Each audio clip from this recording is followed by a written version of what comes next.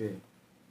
Bismillahirrahmanirrahim. Assalamualaikum warahmatullahi wabarakatuh. Waalaikumsalam warahmatullahi wabarakatuh. Alhamdulillahilladzi hadana li hadza wa ma kunna linahtadiya laula an hadanallah. Asyhadu an la ilaha illallah wa asyhadu anna Muhammadan abduhu wa rasuluh, amma ba'd. Sahabat Ayah Sofia dimanapun Anda berada yang dirahmati oleh Allah, jumpa lagi di YouTube channel Mulaf Center Ayah Sofia bersama saya Niro Khairunisa, dan telah hadir bersama kami di sini dua orang narasumber yang sangat hebat tentunya, Tuan Guru Gus Betik dan Dr. Suryadi. Assalamualaikum Gus Betik. Waalaikumsalam. Apa kabar Nilu? Alhamdulillah sehat. Dr. Suryadi? Alhamdulillah sehat. Sehat. Alhamdulillah. Nah, pada kesempatan siang kali ini insya Allah kita akan menyapa-nyapa sahabat Ayah Sofia. Tentunya pada siang kali ini setelah Jumatan tadi ya Gus ya? Iya. Alhamdulillah. Nah, kita akan membahas tentang bahwasanya Bible mengungkap Yesus mati diracun. Apakah benar? Kan yang berita yang tersebar Yesus disalib. Disalib ya. Nah, ini suatu dogma pengetahuan yang baru ini, bahwasanya ada pengertian bahwasanya Yesus mati diracun. Nah, sumbernya bagaimana itu, Gus? Kira-kira bisa dipertanggungjawabkan nggak ya? Nah, itu. Jangan-jangan hoak. Jangan hoak gitu ya. Mari kita buktikan. Oke. Sudah? Banyak? Ya. Oke. Begini teman-teman ya semuanya, aku coba kasih pemaparan sedikit. Kita bicara tentang salib dulu ya. Salib itu sejarahnya sangat panjang ya. Asalnya dari mana itu juga debatable. Seperti rokok. Rokok itu dari mana? Ada yang ngomong dari Cina. Ada yang ngomong dari India. Makanya tobacco itu tobacco itu bahasanya orang Indian ya. Ketika Marco Polo ya mendarat dikirain itu India, ternyata Amerika. Maka orang-orang penduduk asing yang sana disebut orang Indian, padahal bukan ya. Orang Indian kalau merokok itu tobacco. Nah, sekarang terus masuk ke dalam bahasa Inggris menjadi tembakau ya. Dari situ ada yang ngomong rokok itu dari budaya orang-orang Indian yang di Amerika sana. Ya monggo. Tapi ada juga yang ngomong rokok itu budaya dari China, karena China juga satu bangsa tua ya, yang kita tahu seperti itu. Ya debatable lah seperti itu ya. Juga kembali ke salib. Siapa sih sebetulnya yang pertama kali menggagas penghukuman manusia itu dengan proses salib? Nah, itu enggak ketemu ya. Sorry. Meskipun ya kalau kita baca literasi banyak mengatakan salib itu dari Persia, itu aku tolak. Nah, makanya yang namanya Gus Betik itu ya harus Betik artinya suka tolak menolak. Masalahnya dia punya argumentasi menolak enggak gitu ya. Kalau dikatakan Persia enggak, walaupun banyak kalau kita baca literasi itu salib dari Persia enggak. Karena apa? Itu kita mundur lagi, ternyata yang membawa salib ke Persia itu adalah Alexander Agung dari Yunani. Gitu loh. Itu yang membawa. Nah, masalahnya sekarang yang nggak ketemu ini, Alexander Agung dari mana salib itu dia dapatkan? Bisakah itu dikatakan original Yunani? Nah, ini kita blank, nggak bicara sejarah itu kan bicara data ya. Baru kira-kira 1-4 abad kemudian ya di gampangnya ngomong apa ya? Di copy paste gitu ya sama Romawi. Nah, itu ceritanya. Sama Romawi sehingga Romawi mengenal salib. Dalam arti salib itu juga harus hati-hati ya. Salib seperti apa? Kita kan belum berbicara bentuk salib. Ya. Apakah dia, karena gini, antara Kristen dari saudara kita Kristen Saksi Yehova itu enggak mau loh salib T itu enggak mau dia. Dia salibnya satu tiang lurus. Satu tiang lurus, tidak T seperti yang kita sekarang ini. Sementara Kristen mainstream itu T. Ya kan? Kan itu menjadi pertanyaan. Jadi yang benar kita bicara bentuk salibnya aja itu sudah bermasalah. Makanya subhanallah sangat tepat sekali apa informasi yang disampaikan oleh Al-Qur'an ya. Mereka itu sebetulnya dalam prasangka belaka. Itu sebetulnya kalau gini loh ya. Kalau kita belajar, coba turunkan ego, coba kita jangan berburu opini atau bagian, ikuti aja informasinya. Jangan karena nggak harus ikut Al-Quran, nggak, kamu masuk Islam juga monggo, nggak masuk nggak apa-apa gitu. Tapi kalau kita mau belajar, coba dianalisa. Al-Quran kok ngomong bahwa mereka itu sebetulnya ya dalam keraguan gitu loh, seputar penyaliban itu. Ya, ternyata jangankan kita masuk ke jalannya cerita segala macamnya, background kenapa disalib, apakah benar-benar disalib, apakah benar-benar desa. Kita bicara konteks dalam hal material ya. Itu dalam peristiwa hukum tuh bukti material itu perlu. Bentuk salibnya seperti apa aja itu sudah berdebat. Ada yang seperti T, saksi Yehova enggak mau. Saksi Yehova satu garis lurus gini. Tangannya jadi diikat ke atas gini. Dua-duanya enggak depaplang kata orang Jawa gini. Nah, sekarang kalau kita tanya yang benar yang mana? Enggak mungkin dua-duanya benar. Ini Dr. Suryadi ngajarin aku ya dalam kerangka berpikir filosofis. Kalau ada dua yang berbeda itu yang kemungkinan itu satu benar satu salah. Atau dua-duanya salah. Dua-duanya benar nggak mungkin. Gitu loh. Jadi kalau mau Kristen mainstream ngomong, oh kami yang benar, ya berarti yang Kristen Saksi Yehova salah. Kalau misalkan Kristen Saksi Yehova kami yang benar, berarti Kristen yang mainstream yang disalib pakai T itu salah. Gitu loh. Tapi kan mereka nggak mau nyalakan. Ya, terus mau benar dua-duanya, nggak mungkin. Tapi ada juga yang pinter ngomong, pendeta bilang begini, yang penting kan disalib. Ya wes, karepmu kalau gitu. Itulah ya, padahal baginda Yesus sudah mengatakan, kalau kau tidak setia terhadap perkara-perkara kecil, engkau tidak akan setia terhadap perkara-perkara besar. Nah, perkara bentuk salib aja itu dianggap kecil terus dibiarkan, dia akan keblangsak. Gitu. Oke, salib itu dari mana ceritanya? Ya seperti itu. Ya. Kita nggak tahu asalnya dari mana. Terus hukuman salib itu dikenakan untuk apa? Itu biasanya itu para budak, ya, para budak. Terus bromocora. Bromocora apa bahasa Indonesianya? Kriminal, pelaku kriminal. Terus yang penting ini pemberontak. Artinya dia melawan kekuasaan. Nah, biasanya ini, ya. Terus salib itu bentuknya seperti apa? Seperti tadi toh. Makanya kalau kita baca di King James itu justru disalibnya nggak di tiang salib, di pohon. Ayo, tambah meneh. Tadi bentuk salibnya sudah nggak sama, depaplang kata orang Jawa, nanti apa itu depaplang. Terus ada yang satu garis lurus ke atas gini ya. Terus satu lagi kita baca terjemahan Bible King James kalau nggak salah bahasa Inggris itu on the tree, di pohon. Nah, menurut sejarah memang juga dulu begitu. Jadi orang disalib tuh bisa digantung ya, di pohon. Gitu loh. Memang secara historikal itu benar. Artinya ada gitu loh. Perkara benar disalib seperti apa Yesus ya walau alam. Apakah pakai yang salib seperti sekarang umum atau yang satu tiang pancang atau di pohon itu silakan saja diperdebatkan dengan data masing-masing ya. Oke. Yang penting tadi ya, kenapa orang itu disalib? Biasanya mereka yang dianggap pelanggaran, terutama budak-budak. Terus bromocorah atau kriminal itu orang kelakuannya, lo orangnya apa ya? Residivis gitu. Terus pemberontak, ya itu. Dan biasanya itu dicambuk dulu, digebuki, diarak gitu ya. Karena apa? Memang tujuannya untuk bikin malu orang itu. Baru setelah itu disalib. Nah ini yang gue serang gini ya. Aku itu ya modalnya sih bukan, gue seperti itu sebetulnya nggak pinter sih ya. Cuman seneng baca gitu aja ya. Terus aku unggah dulu, Yesus itu disalib telanjang. Banyak teman-teman protes, teman-teman Kristen. Saya enggak menghinakan Yesus, saya enggak boleh menghinakan Yesus.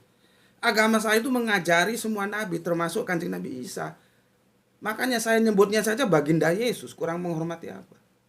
Saya membaca laporan dari Injil Yohanes yang menjelaskan tentang kitona. Cuman kan teman-teman di Indonesia ini puas dengan terjemahan. Coba sekali-sekali belajarlah masuk ke original teksnya. Ya original dalam tanda kutip ya. Seharusnya kalau original kan bahasanya Ibrani. Tapi nyatanya perjanjian baru itu ada dalam edisi bahasa Yunani.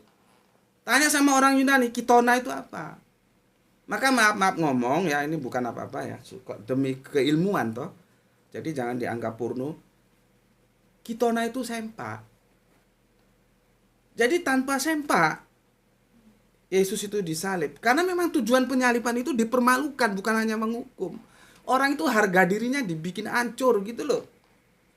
Ya, gue bahas itu dikirain gue menghujat gini-gini, ngawur lu. Islam itu menghormati semua nabi, termasuk Kanjeng Nabi Isa gitu. Gue membaca dan menyampaikan dalam bentuk diskusi-diskusi berdasarkan yang gue baca dalam Injil Yohanes. Nah, kalau lu hanya baca terjemahannya paling jubah. Coba masuk ke Injil ke bahasa Yunaninya, kan itu kitona. Terus tanya, sekarang kan kita sudah dimanjakan teknologi ya. Searching aja kitona itu apa?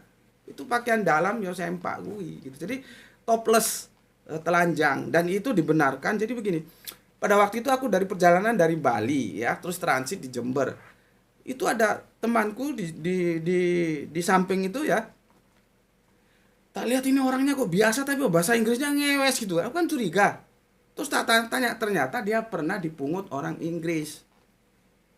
Jadi bahasa Inggrisnya ngewes. Terus dia kerja di ekspedisi pengiriman barang. Nah, pertama aku nggak percaya kalau dia pernah masuk Marmara. Potongan ini masuk Marmara. Tapi setelah dia ngomong bahwa saya bekerja di ekspedisi. Ketika kapal saya itu bongkar muatan, saya jalan-jalan, termasuk saya masuk Marmara. Tak pikir, oh ya logis juga. Saya percaya jadinya kan. Apa kata dia? Di sana patung Yesus itu topless. Tahu topless? Iya, nggak pakai apapun. Nggak pakai apapun. Jadi titiknya nampak. Artinya apa yang saya baca dari Injil Yohanes itu akurat banget bahwa memang kitonanya itu diambil gitu loh. Nah, penghukuman salib itu seperti itu. Termasuk Yesus diperlakukan seperti itu gitu ya. Oke, itu pengenalan tentang salib. Nanti kalau ada yang perlu aku tambah. Terus begini. Memang ini akan menjadi kontraproduktif atau menjadi polemik yang tinggi ya, bahwa Yesus itu ternyata matinya itu diracun gitu loh. Ya benar sih disalib, tapi bukan salib itu yang menyebabkan kematiannya gitu loh.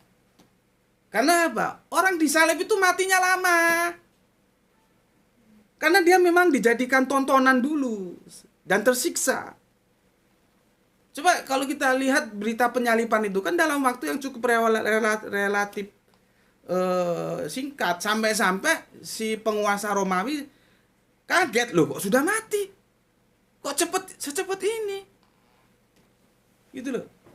Jadi peristiwa hukuman salib itu bukan peristiwa hukuman yang orang dibikin cepat mampus, enggak. Lain dengan digantung ya, lain dengan ditembak, lain.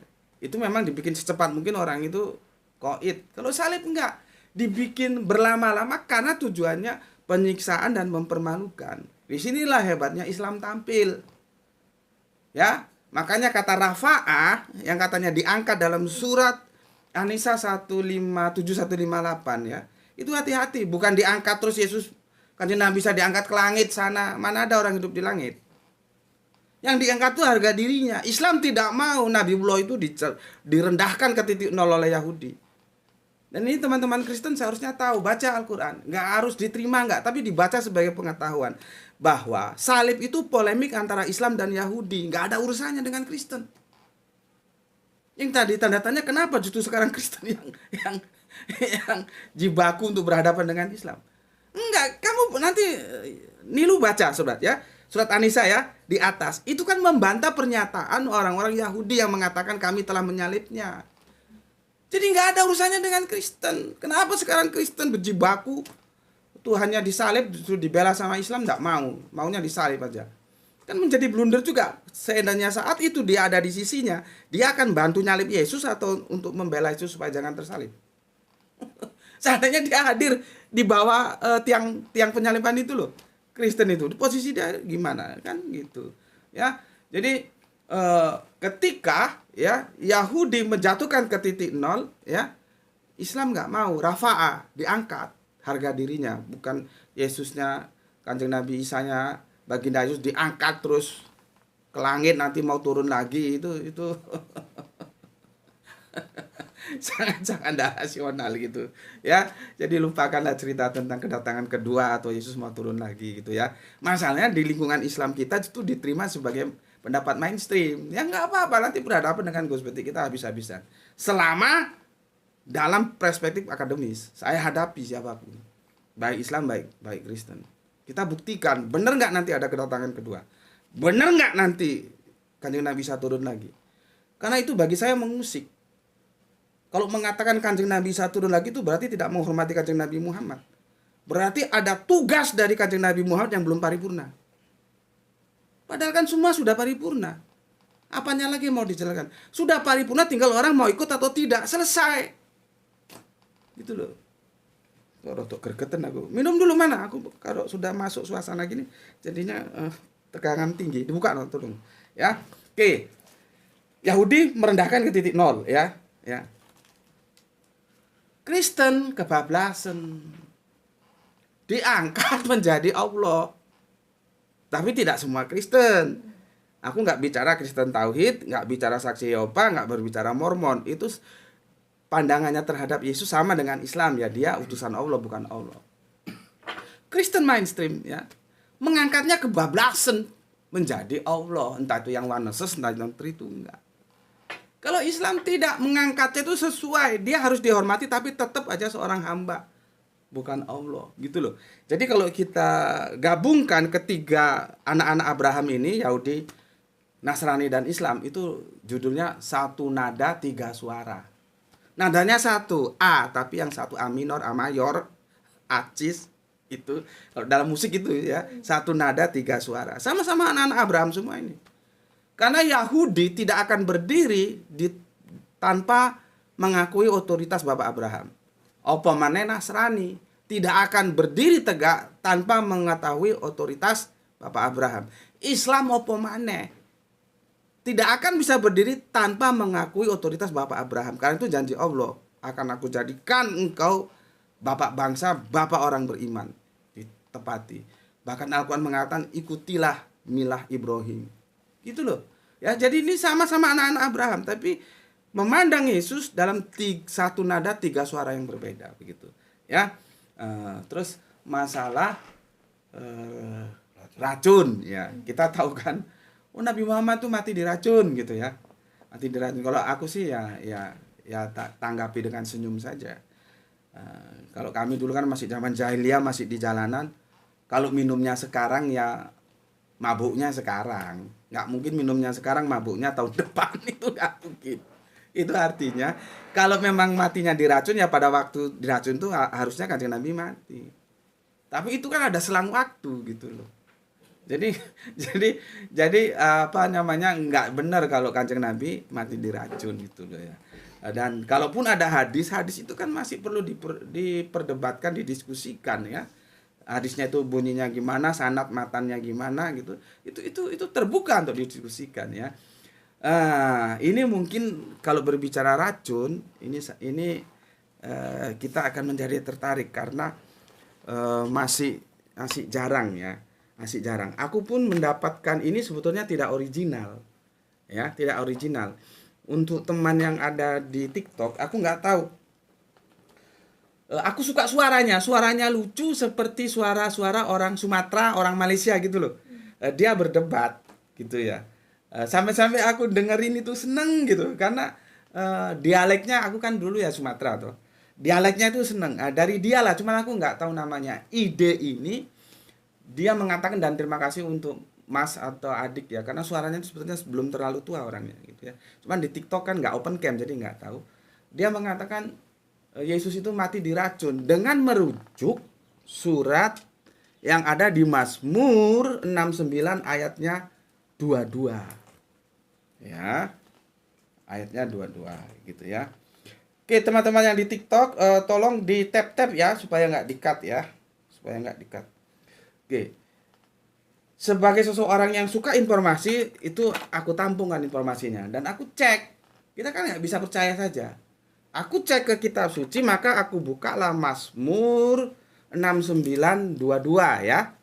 Mazmur 69 22. Itu tajuknya doa dalam kesesakan. Kemudian lihat paling bawah. Lihat paling bawah itu ada catatan kaki. Kalau nggak bisa, kalau ini bisa. Ini ada ini catatan kaki ini. Kalau di situ itu nganu sih digital, ndak hard copy ya. Teman-teman yang di TikTok atau yang di rumah coba buka anunya.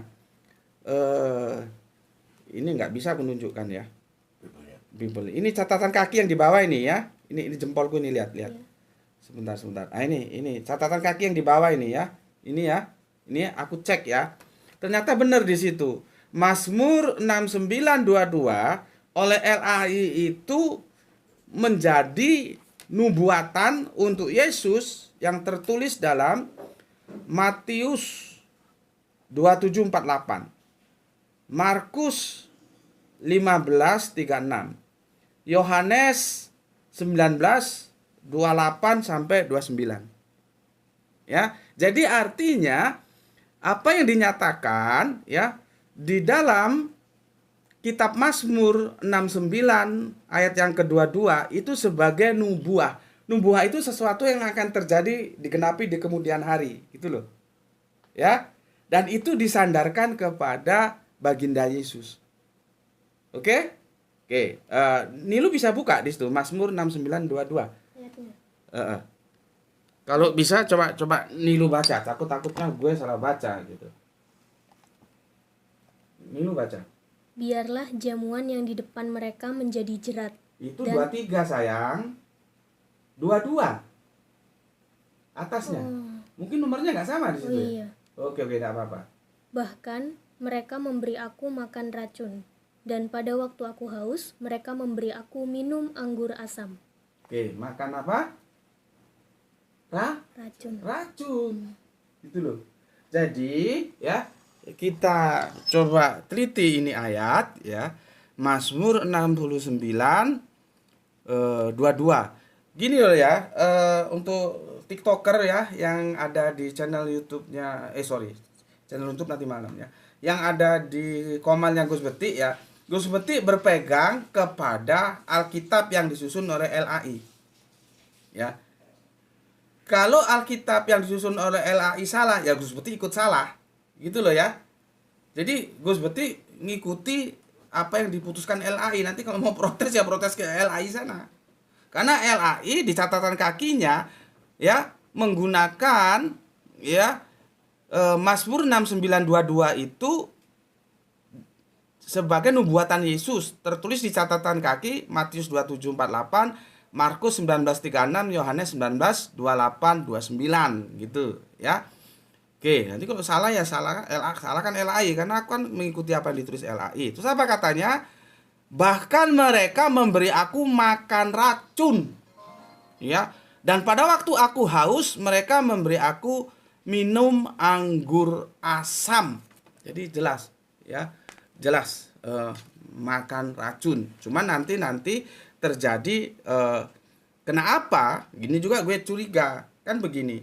Seandainya itu memang benar-benar nubuatan untuk Yesus, kenapa makan racunnya kemudian kok hilang? Di penggenapan, ini kan perjanjian lama nih. Di penggenapannya di Matius, karena Matius 27:48 bunyinya begini.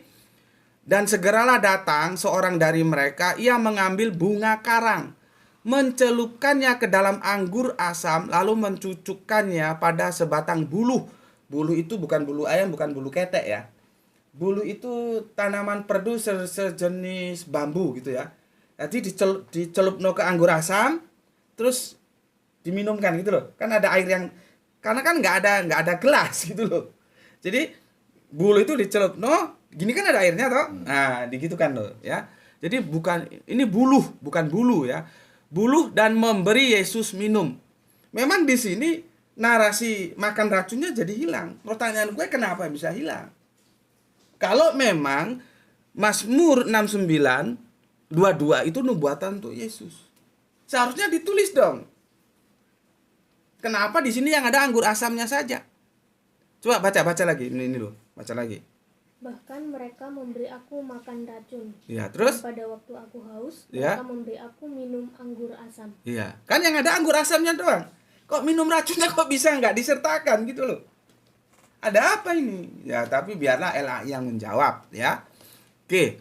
Kemudian di Markus 15:36 ya. Maka datanglah seorang dengan bunga karang, mencelupkannya ke dalam anggur asam, lalu mencucukkannya pada sebatang buluh dan memberi Yesus minum, serta berkata, "Baiklah, kita tunggu dan melihat apakah Elia datang untuk menurunkan dia." Ya.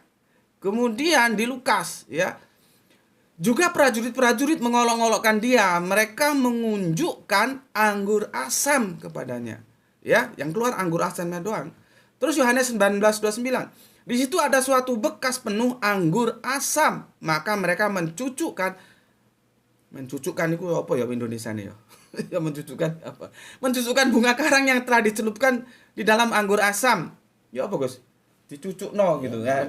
Dimasukkan ke mulut, dicucukno. Ini bahasanya ngawur juga ini. Mencucukkan bunga karang yang telah dicelupkan dalam anggur asam pada sebatang hisop, lalu mengunjukkannya ke mulut Yesus ya. Kemudian Yohanes 19:30. Sesudah Yesus minum anggur asam itu, berkatalah ia, "Sudah selesai." Lalu menundukkan kepalanya dan menyerahkan nyawanya. Kapan? Setelah minum anggur asam. Kalau nggak dikasih minum anggur asam, nggak mati.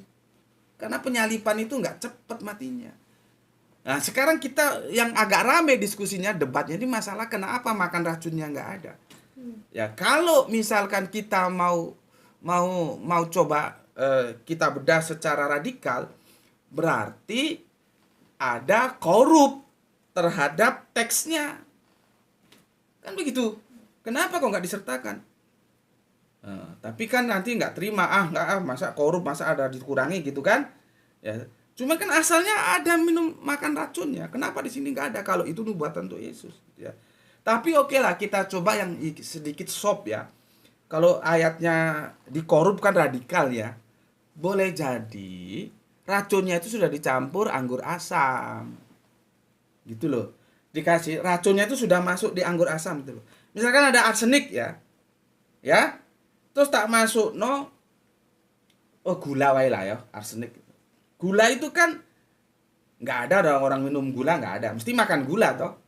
Ya, tapi ketika gula itu dimasuk untuk bikin teh manis, dia minum gula atau makan gula? Minum gula. Sama dengan ini.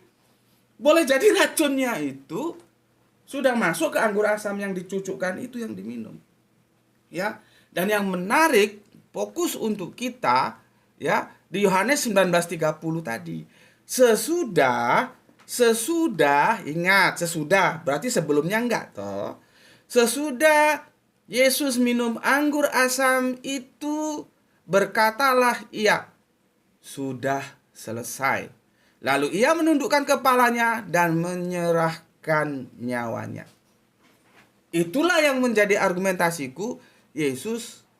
Baginda Yesus itu kematiannya bukan karena disalib, tapi karena diracun.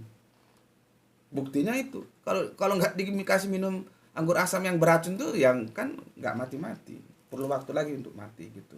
Ya, aku bisa menerima kalau ini akan menjadi polemik tingkat tinggi karena memang belum ada yang mengungkap ini secara terbuka ya. Tapi nggak apa-apa, aku siap mendiskusikan dengan siapapun. Mari kita duduk bareng, kita diskusikan ini ya.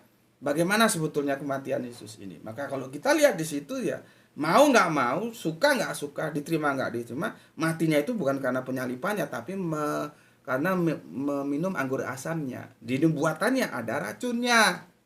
Jadi Yesus sebetulnya matinya itu akibat racun itu. Itu yang aku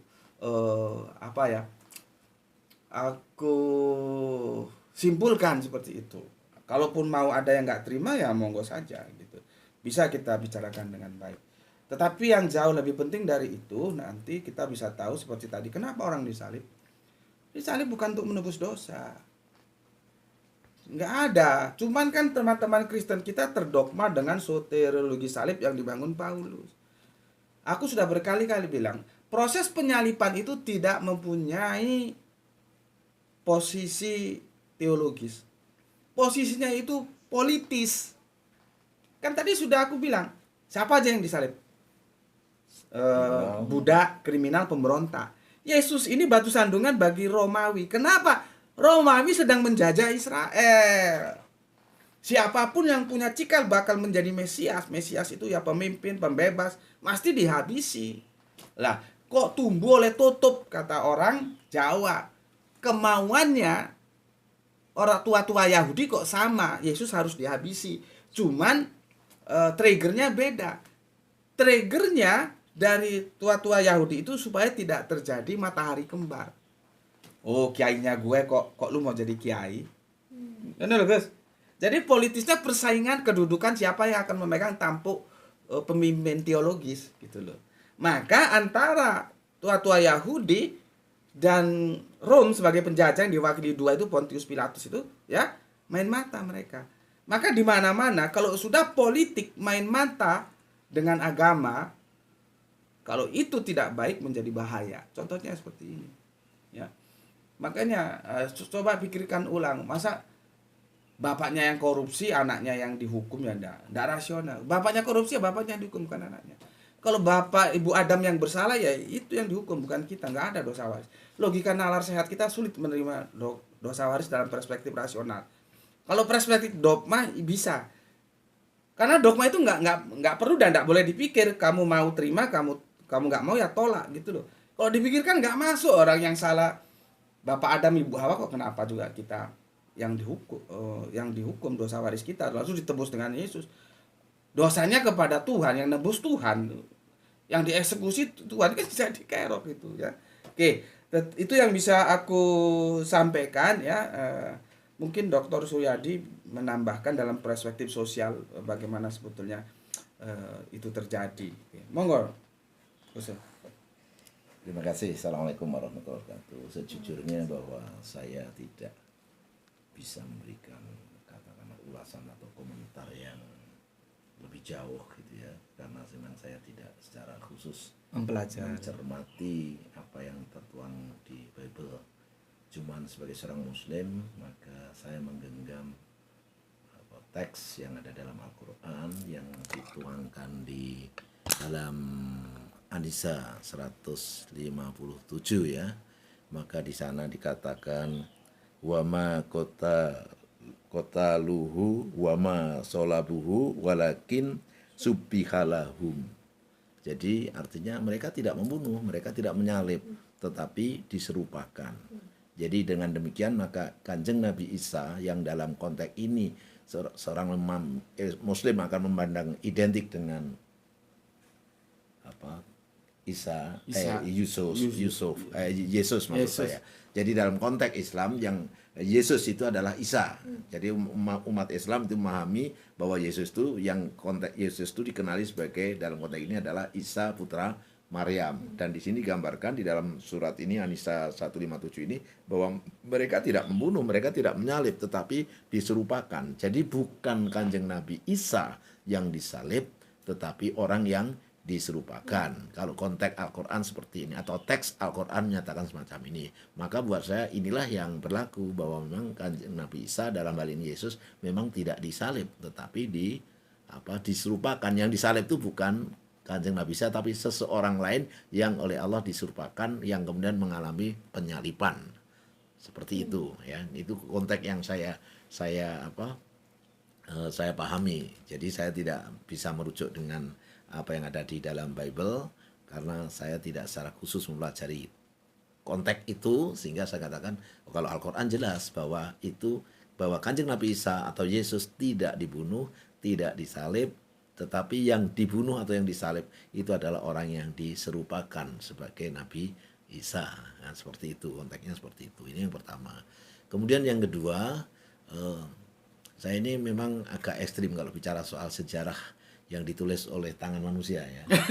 Jadi saya orang yang tidak bisa menerima secara serta-merta meyakini kebenarannya segala sesuatu yang berhubungan dengan tulisan atau kisah masa lalu yang kita sebut dengan sejarah. Selama itu ditulis oleh tangan manusia, ya maka buat saya wait and see, tunggu dulu.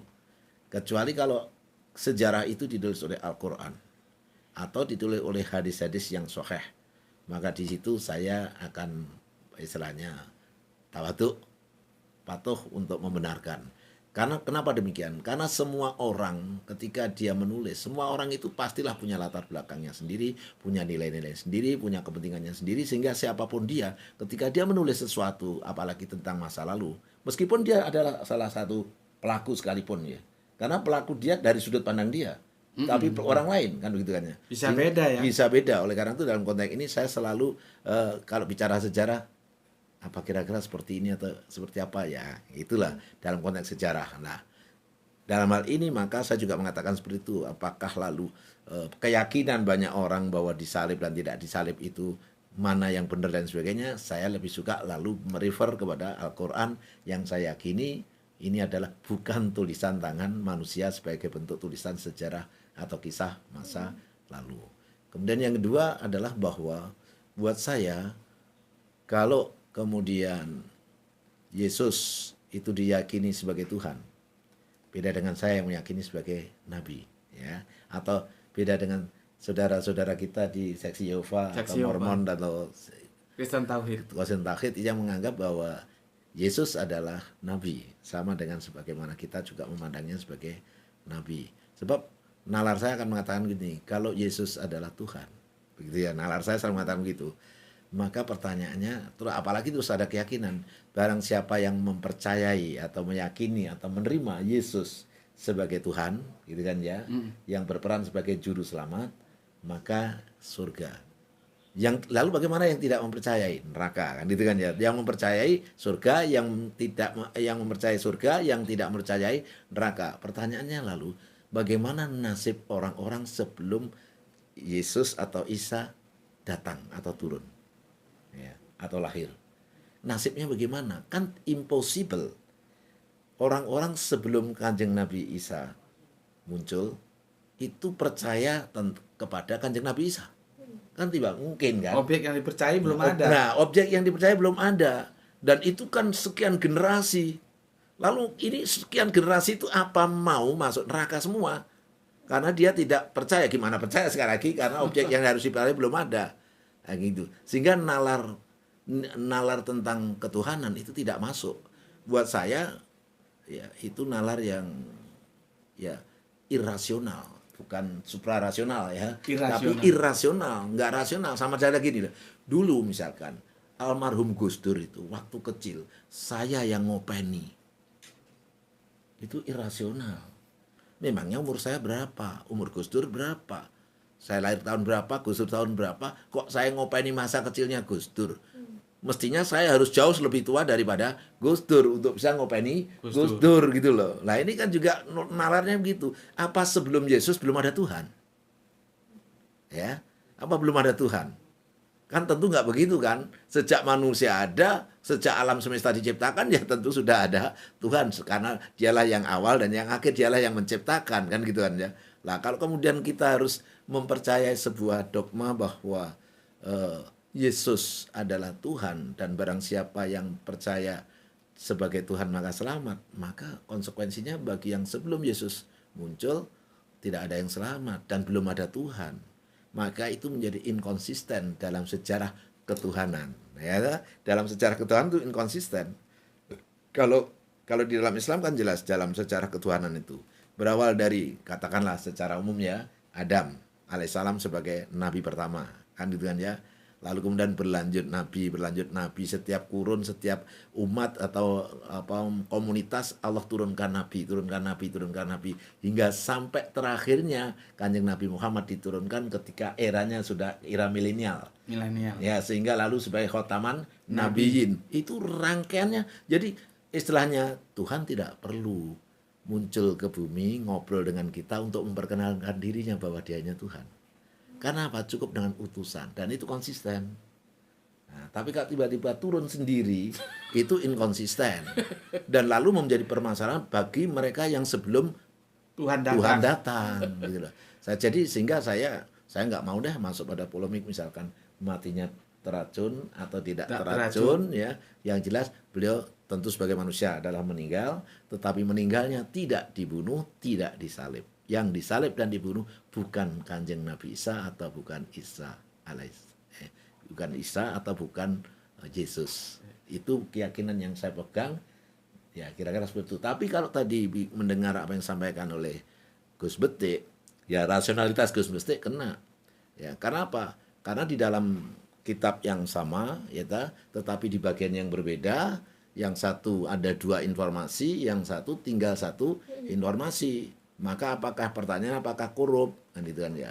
Lah, kalau mau nggak korup ya dikompromikan bahwa racun itu sudah berupa Dicampur minuman, sehingga gitu loh. minum itu tadi anggur yang asam tadi itu mengkompromikan kan seperti itu.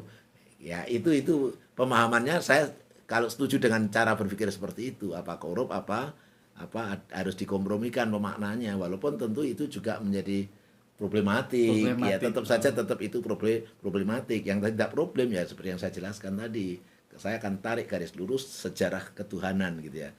Sejarah ketuhanan itu tidak pernah Tuhan turun sendiri langsung mengajari manusia kecuali kepada Adam sebagai manusia pertama. Kepada Adam pun lewat utusannya ya, malaikat kata gitu kan ya. Lalu Adam terus kepada anak-anak cucu Adam, maka muncullah kisah-kisah tentang para nabi yang diakhiri dengan Kanjeng Nabi Muhammad. Sehingga kehadiran Kanjeng Nabi Muhammad sebagai closing statement kan begitu di dalam Al-Maidah berapa itu al-yauma akmaltu lakum dinakum wa al-yauma akmaltu lakum dinakum wa atmamtu alaikum nikmati wa raditu lakumul Islam madinah kan itu kan sebagai penutup closing statement bahwa sudah ini cukup selesai. Nah, sempurnalah nikmat berupa kebenaran Islam ini sebagai panduan melanjutkan apa yang dulu sudah diturunkan oleh para nabi. Sehingga tidak heran kalau kemudian ungkapan Kanjeng Nabi Ibrahim wa ma arsalnaka wala tamutuna illa wa antum muslimun. Nah, gitu kan ya. Kata muslimun dinisbahkan pada Kanjeng apa? Nabi Ibrahim itu ya logis. Karena muslimun itu dalam konteks adalah manusianya yang berpasrah diri atau yang mentaati mengikuti secara tidak tanpa reserve menerima kebenaran Allah, ya itulah disebut dengan muslimun kan gitu kan ya. Nah, itu kira-kira kalau saya memandangnya begitu. Jadi mohon maaf kalau saya tidak bisa memberikan ulasan yang langsung terkait dengan teks-teks Bible seperti Gus Betik ya, karena kalau Gus Betik kan memang belajar sesuatu yang agak betik sedikit. Kalau saya lebih suka lebih banyak membaca Al-Qur'an daripada membaca Bible. Gitu. Ya, kira-kira begitu. Ya. Terima kasih Dr. Suryadi. Gus Betik ada tambahan lagi Gus untuk ilmu baru ini kan jarang sekali terungkapkan di media dimanapun itu tentang Yesus diracun matinya. Ada tambahan Gus? Begini, ya, sesuatu itu berjalan berdasarkan waktu ya. Ada agama, ada budaya ya. Makhluk hidup itu khususnya manusia, di samping makhluk agama juga makhluk yang berbudaya. Ya. Pembunuhan dengan menggunakan racun itu sebetulnya juga bukan barang baru. Gitu loh. Bukan barang baru. Jadi jangan kaget kalau aku bilang bahwa Yesus itu matinya diracun, meskipun dia disalib, tapi bukan salib itu yang menyebabkan kematiannya, karena jelas di Yohanes 19:30 ya, aku baca lagi supaya clear ya, supaya tidak ada lagi yang mengganjal di antara kita ya. Kan udah jelas ini. Sesudah Yesus minum anggur ya asam, ia berkata, "Sudah selesai," lalu menundukkan kepalanya dan menyerahkan nyawanya. Kalau aku tanya kembali, kapan itu? Sesudah minum anggur asam. Kalau nggak minum anggur asam, ya mati, pasti mati orang disalib. Cuman lama gitu loh. Nah, mati seperti tadi coba diulas oleh Dr. Suryadi ya, bagaimana cara mengkompromikan ini. Karena di ayat ramalannya, di nubuatannya makan racun. Kenapa kok di sini makan racunnya hilang di ayat-ayat yang kemudian menyatakan kebenaran dari nubuat itu? Ya pilihannya dua, Ya, bisa kita menuduh ayat itu korup karena mau melindungi Yesus, jangan sampai dia diracun, ya kan? Bisa sebetulnya racunnya itu sudah dicampurkan dengan minuman yang anggur asam itu, jadinya nggak makan lagi gitu loh ya. Nah, cuman yang perlu aku tekankan berdasar kehidupan sosiologis, membunuh dengan racun itu juga sudah ada sejak dahulu kala gitu loh. Kalau lihat nonton film-film kolosal Cina itu ya, racun itu biasanya taruh minuman gitu diracun biasa. Jadi bukan sesuatu yang apa ya, yang baru gitu. Enggak, justru itu udah lama. Itu yang pertama. Yang kedua, salib itu berubah fungsi.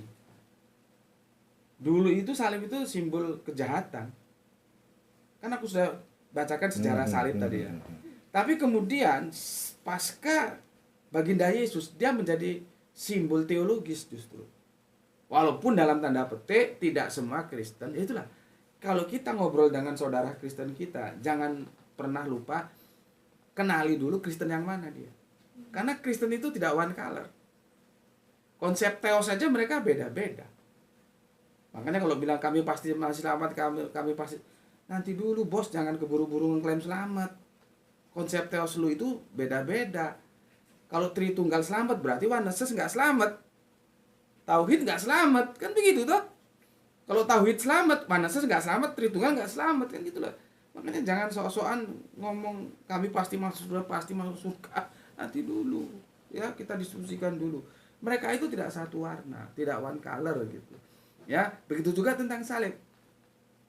Kalau kamu menemukan salib tidak ada patung Yesusnya, itu kita bisa kelompokkan Protestan.